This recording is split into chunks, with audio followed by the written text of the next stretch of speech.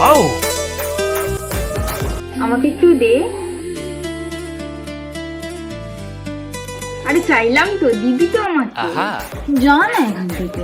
Oh my god. অদ্ভুত, আমি কতটা লজ্জা ভেঙে তোকে বললাম আচার দেওয়ার জন্য, তুই দিচ্ছিসই না। দে। কে বলেছে রে? আমি বলেছি? তুই বল। ওয়াও, দুবেলা তো পড়েই ছিল, তুই তো খাসনি। আমি যেই নিয়ে বসলাম সেই তোর খাওয়া স্টার্ট হয়ে গেল।